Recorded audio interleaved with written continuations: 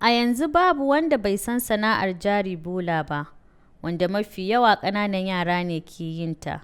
Sana'ar dai abu ne mai kyau, amma ƙalubalen da ke cikin wannan sana'a zai iya haifarwa da yankin Arewa ɗa mara ido, domin waɗannan ƙananan yara ya kamata a ce suna makaranta. Mun tuntuɓi yaran sun shaida mana babu wata makaranta da suke zuwa imma ta addini ko ta boko. Kenan suna rayuwa ne babu manufa. Yankin Arewa a yanzu babu wani waje da kake da tabbacin babu matsalar tsaro.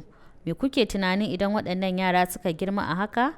Ba su da kowane ilimi. Ya kamata shugabanni da masu kuɗinmu su san abin yi dangane da rayuwar waɗannan yara. Wasu daga cikin irin waɗannan yaran kowa ya sani su ne suke karye kan famfuna da cire ƙwayayen lantarki da leƙa gidaje su faki ido su ɗauke tukunya da sauran kayan ƙarfe. Lallai akwai barazanar tsaro dangane da rayuwar waɗannan yara, domin sun shaida mana wasu daga cikinsu ba su da iyaye, wasu kuma sun gudo ne daga jihohin da ake tashin hankali, inda suka shigo Kano kuma suna kwana ne a ƙasan gadojin sama, wasu kuma a bola, wasu a kongaye.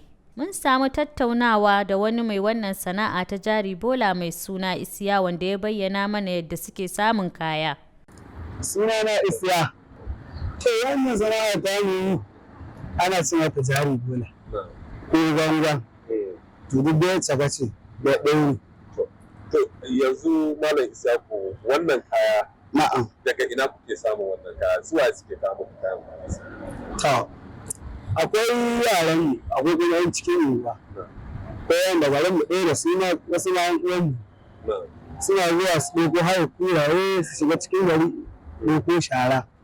Ya a sallame su kuɗin shara, sannan da abin da suka samu ciki gangan kuma su kawo a siya. Ya bayyana guraren da suke sayar da kayan idan sun tara. Ina kaiwa Maganda, akwai wanda ake kaiwa Maganda, akwai wanda ake zuwa nan ma a siya, kamar wannan misali da ya je aina, kuma ana kaiwa Maganda wani gida yan China. Su ma robobin da kuma ana kai masu can.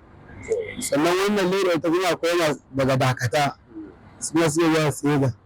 Ta kuma wacce roba da kake gani kana ganin shi ake kai.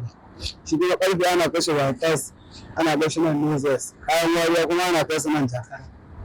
Kayan wariya? Kamar irin dangwarayen Maltina, aluminium in an samu, da takalmin don kore da sauransu. Isiya ya ce ana samun alheri sosai a sana'ar idan mutum ya kiyaye abin da zai saya.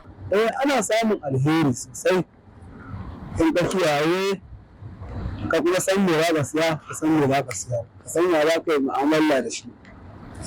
To in dai ka kiyaye, insha Allah za a gaba matsala. Kuma mu dai nan ban taɓa sayan kawai su kaya ba ga kama. Isiyaku ya bayyana cewar su mutanen Katsina ne, kuma guraren su 'yan bindiga sun addabe su, shi yasa suke zaune a Kano. Tsoron da zai gani duk wanda ya gani nan ɗan iyana ne ma, bugarin mu ɗaya da Katsina muke. Duka wanda ke gane sai kuma 'yan yara ɗaiɗaiku wanda 'yan nan ne su ma mun san su ne tun baya, saboda asali karatu muka.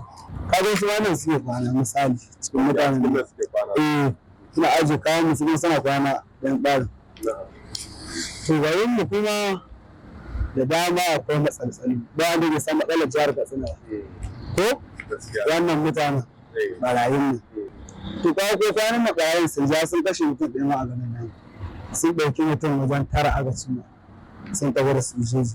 Dr. Ahmad Rufai Usman, malami a jami'ar gwamnatin tarayya da ke Dutse a tsangayar koyar da halayyar ɗan adam da tsaro da yaƙi da ta'addanci, ya bayyana mana dalilan da ke saka yara nema wa kansu mafita da kuma matsalar da hakan ka iya haifarwa a duk lokacin da yara suka zaɓar wa kansu mafita. Wayannan yara da ake kira scavengers, wanda za ka gansu a street haka nan, especially yawancinsu da out of school children ko kuma drop out, wanda kwata-kwata wasunsu ba sa zuwa makaranta, wanda a nan yankin ma aka fi sani da 'yan jari bola haka nan.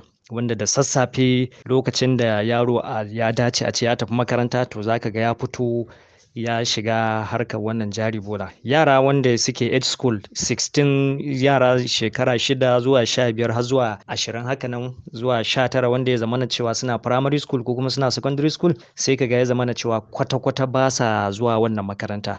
both wannan ko ya hada da western education makaranta ta boko ko kuma islamic makaranta ta arabiya. To idan muka duba za ga cewa yawanci kuma wannan matsalar mun fi samun wannan matsalar ne a arewacin Najeriya. Kamar yadda statistics na UNESCO ke nunawa, kusan za ka ga cewa a Afirka kusan Najeriya ita ce ta farko wanda take fama da wannan out of school children din, especially a nan yankinmu na West Africa. In ka dauki kamar Asia, irin su India, su Pakistan, su Afghanistan suna ɗaya daga cikin wanda suke da wayannan yara 'yan out of school children din. Especially za ga mu nan Northern Nigeria has the highest prevalence na wannan out of school children din. To in ka duba kuma still statistics na su UNICEF za ga cewa da North East da North West, ma'ana arewa maso gabas da arewa maso yamma, su ne suka fi samun wayannan yara wanda ya zamana suna makaranta amma kuma ba sa makaranta, sun tafi harka ta jari bola. To muka duba wannan za ga cewa akwai dalili. Menene dalilai causes na wannan matsala? Akwai yawanci gaskiya parental neglect, in the sense that ya zamana cewa su iyaye sun watsar da haƙƙi da nauyi wanda Allah ɗora musu na ciyarwa, shayarwa, tufatarwa, wanda yaran nan waɗansu in ka hira da su za ga cewa ba abinci, ba ilimi, ba makaranta, ba wurin kwana da sauransu hakanan. To kaga kuwa shi yaro kuma in babu wannan ya zama dole fa ya fito ya nemo wa kanshi hakanan. To kaga rashin kula da tarbiyya na iyaye yana ɗaya daga cikin wannan abin nan. So su kuma yanzu ga yawanci zaka ga cewa akwai matsala na poverty, ma'ana talauci. Talauci yana ɗaya daga cikin one of the factor da yake contributing na increase na wannan out of school children ko kuma drop out yara wanda ba sa zuwa makaranta a Kano da kuma sauran ƙasashenmu ko kuma sauran jihohinmu a arewacin Najeriya. To menene solution? Na farko solution da za mu duba shine mu ɗauko shi wannan sadara na Constitution section 18 subsection 3 subsection A da subsection B da C da D da ya magana free and compulsory education. Dole ne ya zamana cewa gwamnati ta samar da ilimi kyauta kuma dole.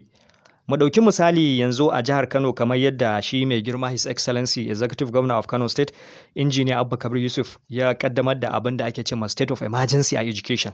Wannan yana ɗaya daga cikin hanya wanda za a iya kamo zaren shi wannan matsala. To amma a state of emergency din dole zamana cewa fa a rinka monitoring din su wannan yara na school age.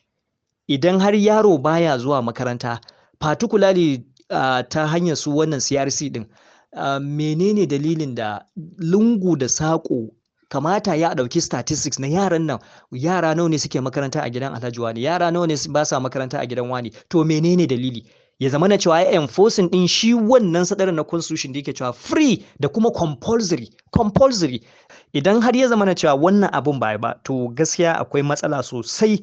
Matsalar nan ko za ta shafi security nan, kamar yanzu abin da muke ciki yana ɗaya daga cikin abubuwan da suke janyo mana wannan lalacewa na tsaro, harka ta daba kowane lokaci, dare da rana, ya zama na cewa mutane kullum suna gidaje a kulle. In ka ɗauki most of states namu haka nan zaga arewacin Najeriya, can Boko Haram, nan an banditry, nan kidnapping, nan kalare, nan area boys, nan sara suka, duk yana ɗaya daga cikin wannan out of school children.